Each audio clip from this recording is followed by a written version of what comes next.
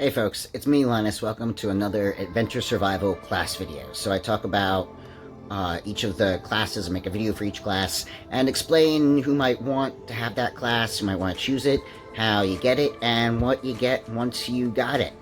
The class that we're going to be talking about today is actually kind of special. So it is the Elementalist. It is a character that can channel and control one of the four elements. It's special for a couple reasons. One, it's using a slightly different system for the things that you get. Something that we haven't really talked about so far. Use this chart and some points that you acquire. And also the other special thing is this is actually a class that was created by a kid that played the game, and it was a contest that we had I think about a year, 2 years ago. So this was a class that was thought of and created by a kid, just like any other kid that's played the game. So without further ado, let's jump into the Elementalist.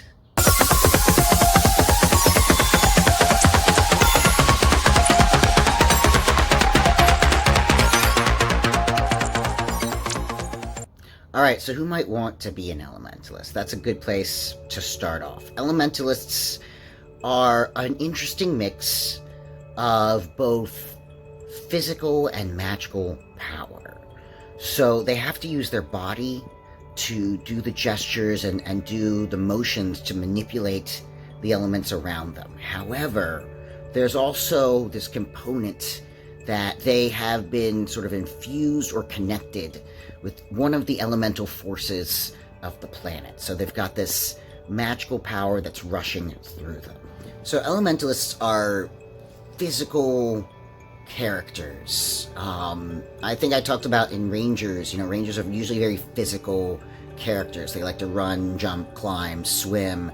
And I think that elementalists, your character is usually often sort of a very physical individual, but it's not limited to the extent of just their body. Their body is like connected with the world around them. Ooh, coffee's ready. One of their stats they're going to be using is dexterity, because they have to use their hands, they have to use their body to do the gestures, to do the motions of the summoning, the manipulation of the element that they're connected to.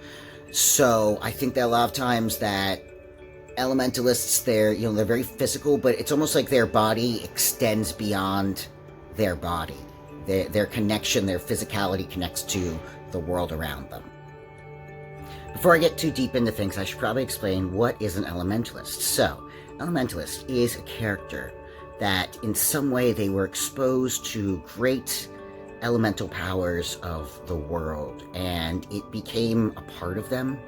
And through training and practice, they've learned how to manipulate one of the four elements. So either earth, fire, wind, or water. How do you become an elementalist? Good question. Well, you have to have a collective stat of 32. That's true for any class.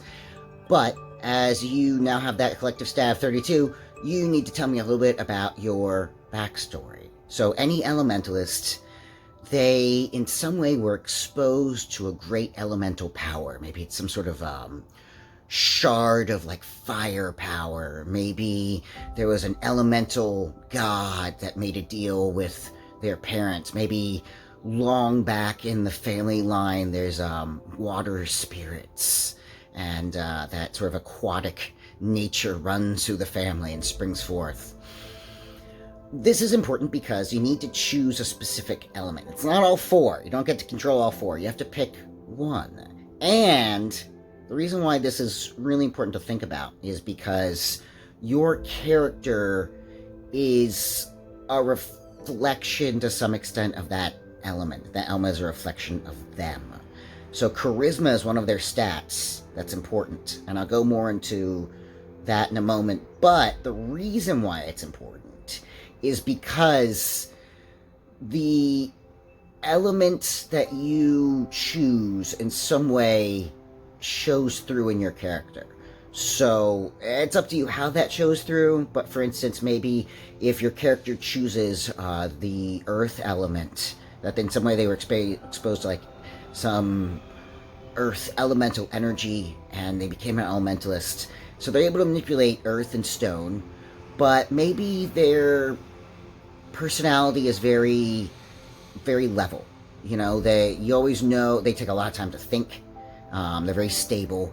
Maybe they are choosing the element of fire. Maybe they have a lot of passion. They get excited easily and have a lot of energy. Maybe they choose water, and they're maybe sometimes very mellow, or other times as intense as like a huge storm in the ocean. The element is going to in some way be reflected in that character's personality, and that's something important to think about.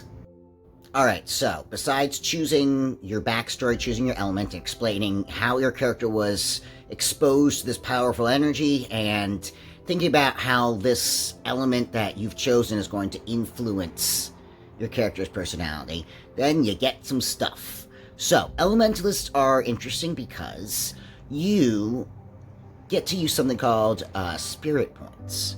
So the idea is you take your dexterity, you take your charisma, you add them together, and that is your number of spirit points. So that many points is the number of points you have to spend in a day on your various elemental manipulations.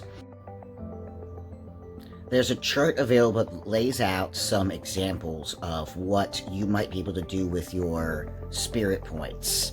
Whether it's 1 point to, say, summon some pebbles, or all of your points in a day to try to make like a big gigantic hill or like a small mountain. You can spend your spirit points as you go throughout the day. Once you take a long rest, they recharge, and something to think about is they don't roll over. So any spirit points you spend in a day, anything you have left, they just kind of disappear at the end of the day, and then you get your fresh amount the next day. So you can't save up your spirit points. Some classes you can sort of save things up, like for instance Crafter. You can save up your skills. However, Elementalist, you gotta spend your spirit points that day. The chart in the booklet offers some guidelines, but it's important to remember that that's just kind of a beginning place. Your imagination is really the bounds of what you can create.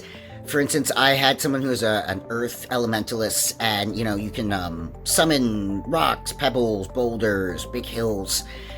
And in a recent game, what he did was someone was trying to get away. And so he summoned up 4 stones, 4 kind of like long flat stones all around the bad guy, and sort of trapped him in place, made this kind of like stone box and squished him in. You get the chart to sort of suggest the range that you can use your elemental powers in, but your creativity is going to define a lot of how you actually put that into practice. If you're trying to picture what an elementalist might look like, there's really, it's bound by your imagination. But some examples might be, if you ever see on a show, like a martial artist or like a monk, elementalists, like I said, they're very physical, but they're not just about hooking out. They're about practice and concentration. They're given some magical gifts, they have that elemental power that is part of them. However, it's through practice and focus and training that they're able to achieve mastery of these skills. So they're very physical. Think of maybe like Bruce Lee, like a martial artist, someone who physically uses their body a lot, but it's not just about kind of punching their way through. It's about practice and focus and determination. Alright, just a couple more things about the Elementalist. You might have noticed my hair is a little different. I ran out of time making the video the other day, but there's still some more important things to know about the Elementalist, so good keep an eye out. Elementalist, yeah, if you might want to choose this class, if you are kind of a physical character, you like to use your body, but you're still curious about magic, maybe there's just some part of nature that especially fascinates you. Maybe you just love everything to do with the water, and the idea of choosing a character that can influence and control water just seems like a a no-brainer. There are a lot of different reasons. Elementalist is a really fun class that is mostly bound by, the limits of your own imagination. And it's fun to experiment with spirit points and to use the chart. It's definitely something that I've not touched on. It's a little bit newer of a class feature, and I think it's pretty fascinating. Alright, I think that's about all I have for the Elementalist right now. It's a really fun class. If you are enjoying these videos, click subscribe. Make sure that you never miss when a video comes out. This one took a little bit longer, I'm not going to lie. Doing the animations are really fun, but some of the nature element animations took a little bit more preparation, so I hope that's something you guys liked. If you want to find out more about Venture Survival, if you want to get connected with me and ask questions, then head on down to the description. It's got all the social media. If you really like this and you want more of this to happen, let me know. If you have questions, concerns, thoughts, feelings, and hope this was helpful, and game on.